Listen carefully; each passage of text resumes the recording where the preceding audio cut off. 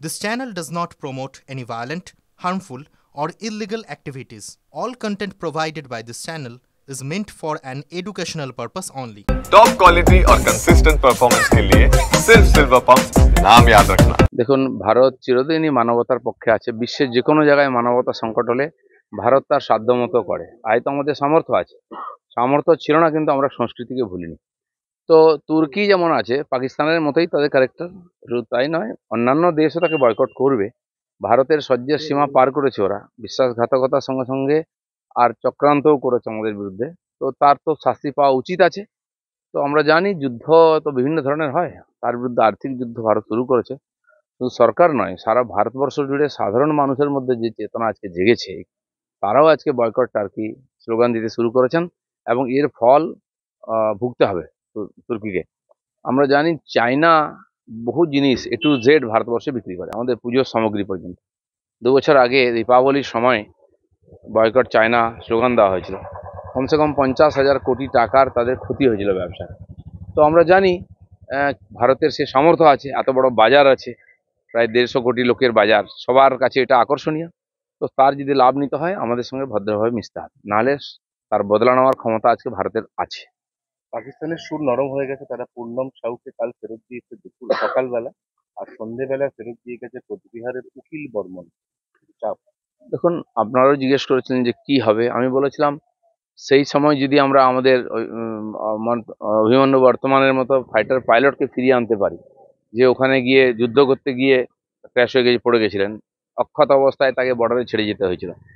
তারপরে জল গড়িয়েছে, ভারত অনেক এগিয়েছে, অনেক সামর্থ্য হয়েছে। বর্ডারে এগুলো ছোটোখাটো ঘটনা হয়ে থাকে, কিন্তু আমরা পুরো ভরসা করেছিলাম সরকার সসম্মানে অক্ষত অবস্থায় আমাদের ফৌজিদেরকে নিয়ে আসবে, BSF জওয়ানকে, আর সেটাই হয়েছে। ভারতবর্ষের শক্তি আর সম্মান বিশ্বে কতটা এটা বোঝা উচিত। অনেক লোক হতাশ হয়েছিলেন, অনেকে নেগেটিভও বলেছিলেন। আমরা বলেছিলাম ঘাবড়াবেন না, মোদি হয়তো মুমকিন হয়। সরকার নিজের সমস্যা নিয়ে জর্জরিত বিভিন্ন ডিপার্টমেন্টে, ঠিক সেরকম শিক্ষা বিভাগ আজকে প্রায় বন্ধ হয়ে যাওয়ার মতো। এই 26,000 শিক্ষক চলে যাওয়ার পরে, আগে তো সব জায়গায় শর্ট ছিল, কোনো স্কুল আছে যেখানে কোনো পার্মানেন্ট শিক্ষক নেই, প্যারা টিচার পার্ট টাইম দিয়ে চলে। তারপরে যারা ছিলেন প্যারা টিচারদের নিয়েও সমস্যা, তারাও বয়কট করছে। তো চলবে কি করে? তো সেজন্য সরকার বারবার স্কুল যেতে বলছে, এই জন্য যে তাদের ডিপার্টমেন্টটা যাতে চলে। কিন্তু যারা যাবেন সেই টিচারদের চলবে কি করে, তাদের ভবিষ্যৎ কি, এটা পরিষ্কার না করলে লোক কি করে যেতে পারে এরকম অনিশ্চিত ভবিষ্যতের সঙ্গে।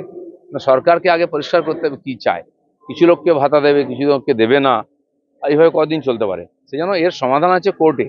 কেন সরকার কোর্টে গিয়ে বলছে না যারা যোগ্য তাদেরকে চাকরি ফেরত দিন, অযোগ্যদের কাছ থেকে যদি আপনি টাকা নিয়ে থাকেন তাদেরকে আপনারা বুঝে নিন। হ্যাঁ, এরকমই হয় প্রত্যেকবার। পাকিস্তানের যুদ্ধ ভারত জিতলো মমতার জন্য, যুদ্ধ বন্ধ হলো, নিউক্লিয়ার ওয়েপেনকে ধ্বংস করলো ভারত মমতার জন্য। তো বাংলাদেশও বলছে নাকি ইউনুসকে দেখে ভারত কাঁপছে। এরকমই এখানেও আমাদের এখানে মিডিয়া, সোশ্যাল মিডিয়া কিছু লোক চালায়, এরকম লোক জানে কি হচ্ছে। ভারতবর্ষে পাকিস্তানের পতাকার দরকার কি আছে? পাকিস্তানের যদি এম্বাসিতে পতাকা ওড়াতে হয় তারা উড়িয়ে দেবে তাদের মতো করে। না, এটা মেনলি হয়েছে দাদা, শুভেন্দুদা যে অ্যাসেম্বলির সামনে গুনে গুনে 12টা পতাকা পুড়িয়েছিলেন না, তখন প্রশ্ন উঠেছিল যে উনি হঠাৎ করে 1 ঘন্টার নোটিশে পতাকাগুলো পেলেন কোথায়? তারই জেরে কিন্তু এই সিদ্ধান্তটা অবশেষে নেওয়া। যে কারণেই হোক, হতে পারে কারণ, অনেক অন্য কিছু থাকতে পারে, আমরা যেটা দেখছি মনে হচ্ছে ওটাই কারণ। কিন্তু এটাও ঠিক, পতাকা নিয়ে এসে পোড়ানো বা ওই পতাকা এখানে ওড়ানো, ভারতবর্ষ থেকে কাশ্মীর থেকে কন্যাকুমারী বহু জায়গায় পাকিস্তানের পতাকা উড়তো, 75 বছর ধরে আমরা দেখেছি, তার বিরোধিতা ছিল না। আজ কেউ পোড়াচ্ছে। তো এই ধরনের অপ্রীতিকর ঘটনা না হয় তার জন্য ভারতকে প্রশাসন থেকে এই তারা এটা নিয়েছেন স্টেপ, এবং ভালোই করেছে। ভারতে কোনো পাকিস্তানি পতাকার দরকার নেই। যারা সেনা ভারতের জন্য লড়াই করছেন, মহিলা পুরুষ নির্বিশেষে, তারা আমাদের কাছে গর্বের। তাদের সম্বন্ধে কোনো কথা অপমানজনক, নিন্দাসূচক বা তাদের গরিমাকে আঘাত করে এরকম কথা কারোই বলা উচিত নয়।